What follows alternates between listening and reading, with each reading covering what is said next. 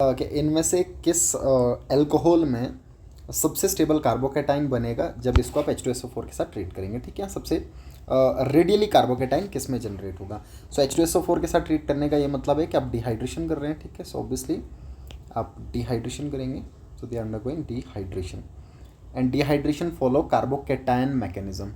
सो आपको कुछ नहीं करना, वाटर मॉलिक्यूल हटाना और कार्बोकेटाइन जनरेट करके देखना है। ठीक है, सो पहले वाले केस में अगर मैं यहाँ से OH हटा दूँ, जब इसको H2SO4 के साथ ट्रीट कर देंगे तो H2SO4 से H पॉजिटिव आ जाएगा and this H positive will be abstracted by this O, by the lone pair of this oxygen, और ऑक्सोनियमाइन बनेगा और ऑक्सोनियमाइन में हेटेरोलिटिक क्लीवेज होके ये बॉन्ड ब्रेक करके पॉजिटिव चार्ज आएगा। ठीक है, कुल मिला के मैं कार्बोकेटाइन बना देता हूँ। अब फाइनली जो बनेगा मैं वो बना रहा हूँ। सो आप इसको हटा के और इसको हटा के यहाँ पे पॉजिटिव चार्ज लगा देंगे। ठीक है, so this will be the formation of carbocation. Similarly इस केस में भी आपको कुछ ऐसा देखने को मिलेगा, यहाँ पे पॉजिटिव चार्ज आ जाएगा। सो आपको OH को हटाना है वाटर की फॉर्म में और कार्बोकेटाइन बनाना है।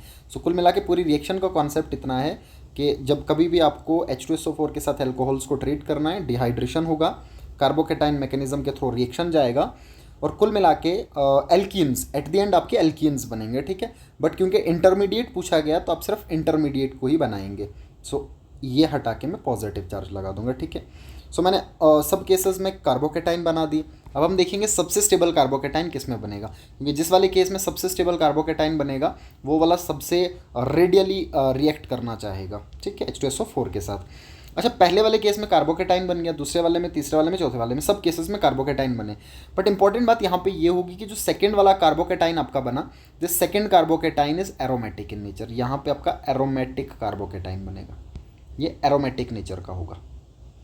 अच्छा, ये एरोमेटिक नेचर किस तरीके से आपको देखने को मिलेगा, ये पॉजिटिव चार्ज जो बना, अब आप देख पाएंगे यहाँ पे एक बॉन्ड ऑलरेडी प्रेजेंट था और ये वाला बॉन्ड ये क्रॉस कंजुगेशन में इस वाली रिंग में भी और इस वाली रिंग में भी होगा। ठीक है, और इस वाली रिंग के बॉन्ड्स में इस तरीके से रिप्रेजेंट कर सकता हूँ। अगर आप ऐसे बना लीजिए इनको दिस वे, तो ये जो पाई बॉन्ड आपको देखने को मिल रहा है नेक्स्ट रिंग का, ये भी कंजुगेशन में, और कुल मिला के इसके 6 पाई इलेक्ट्रॉन्स हो जाएंगे और ये रिंग आपका एरोमेटिक हो जाएगा।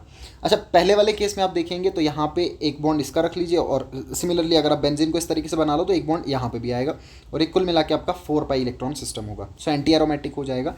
यहाँ वाले केस में तो एरोमेटिसिटी कोई गेन हो नहीं रहा है। ठीक है, और ये फिनाइल, अगर आप इसका टोटोमराइज करके फॉर्म बना लें तब भी आपको देखने को मिलेगा कि फिनाइल रिंग के ऊपर, फिनोल के ऊपर बनेगा और फिनाइल रिंग के ऊपर पॉजिटिव चार्ज स्टेबल नहीं होगा।